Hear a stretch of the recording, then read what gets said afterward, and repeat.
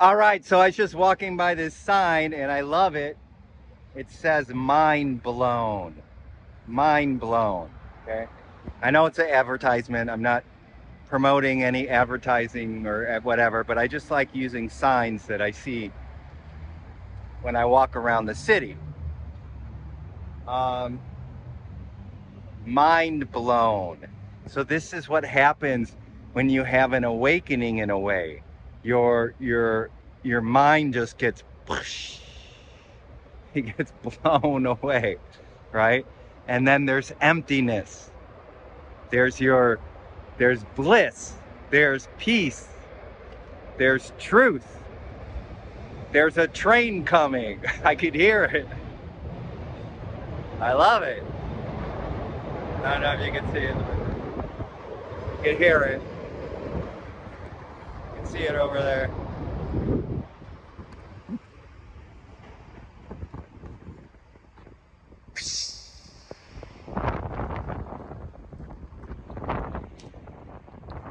This is the ultimate. It's a windy out. Try and cup this phone. This is the ultimate mind blown. Now the ego can have the experience of their mind being blown by like some new information or sort of like an epiphany, right? So we could get fooled into thinking like a spiritual insight, which is important. Spiritual insights are very important, okay? But we could get fooled into thinking that we had an awakening with a spiritual insight or a heightened spiritual state, right? Where the ego sort of gets their, the mind blown, but it's not really to emptiness. It's not really to nothingness. It's not really to spaciousness. No mind. It's not the mind. Mind blown is no mind. Okay, no mind.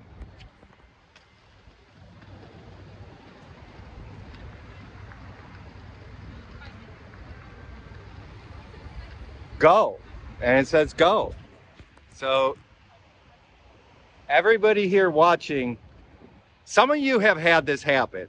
So some of you have had this happen where you had an awakening and you literally you had no thoughts. The spaciousness was there, presence.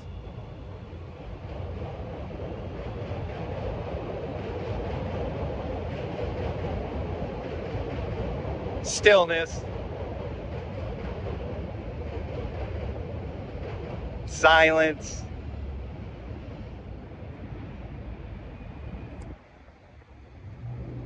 Where either through surrender, suffering, a lot of us surrendering, we just give up and say, hey, help. We surrender. Sometimes it's through inquiry, or sometimes it's just in a surprise moment. For a lot of us too, it's like you don't realize it's going to happen. It just happens. Because the ego can try and manufacture an awakening and it can't. The ego cannot awaken.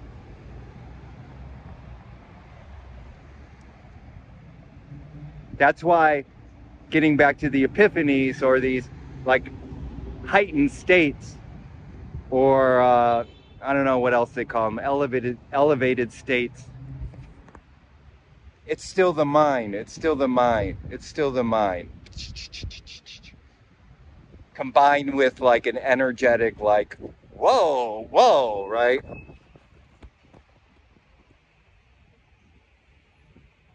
But it's not your mind getting blown away. Mind blown. And then for many of us, including me, after you have the awakening, after your mind gets blown, then the integration process starts, and you'll go through stages of more your mind getting blown, and then the ego coming back, and then I had it, I lost it, I had it, I lost it.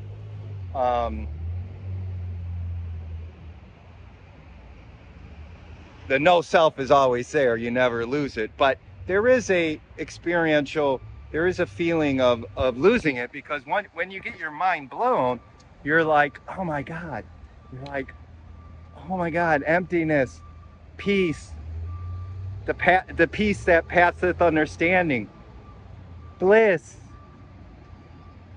eternity, my true home. And you're like, oh, and then the ego and pain bodies come back and you're like, ah, God, I lost it. I want to get there. I want to get there back. Okay, so, but I just love this. Mind blown. So this is just a reminder that this is kind of what happens, you know, metaphorically. So meditation is a great way, a great practice to start slowing the mind down so that you could start experiencing the gaps between the thoughts. That's the no self. That's the eternal truth. Okay. And then it could happen where it's a satori, and you know, getting your mind blown in ways of satori. Whenever I do these videos, whenever there's a siren, it's always important. Okay.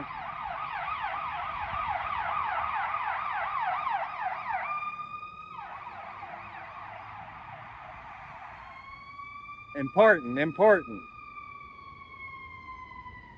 Hopefully everything's fine with them, with that situation. But it's important. This is important, is that when you get your mind blown, the satori, it's okay to remember it, but don't be attached to it. Do not be attached to it. Because you're being attached to the past. You're being attached to a thought form. You're being attached to an experience. Yes, you had it. That's fine. And you needed it. I mean, everybody who has an awakening to their eternal truth, to emptiness, to their Buddha nature, whatever you want to call it, it registers in them. They acknowledge it. Okay? It fundamentally changes them. Okay? It's not like, oh, it happened, and they're like, oh, but it's not really an experience, and they just go through their life like nothing happened. No, it is a fucking experience. And the reason I'm saying that is because I listen to some spiritual teachers or some whatever that say, oh, it's just an experience. Yes, it is an experience, and it changes your life, but it does go into the past. Okay? It's not here now. What you're experiencing now is truth. Okay? But it could be confusing to students because they're like, oh my God, that was an experience. And was it true? Was it real? Yes, it was really fucking true if your mind got blown and you experience eternity. You experience no time. You experience unconditional love and bliss and peace. Yes, I'm looking at you guys out there. It did happen, if that's what your reality and your truth, and that's what really happened. Okay? All right? And then and then you remember it, and that's okay to remember it, but don't be attached to it, because the remembering of it is helpful on the spiritual path, especially when the ego comes back and the pain body comes back, and you're back to like ego consciousness, and you're like, I want that back, I want that back. Just chill out, continue with your spiritual practices, don't grasp, and your mind will get blown away again, and it'll happen more and more and more. All right? So, all right, I just love this sign. Love you. That's all I got. Hopefully this has been helpful, and until we meet again next time in the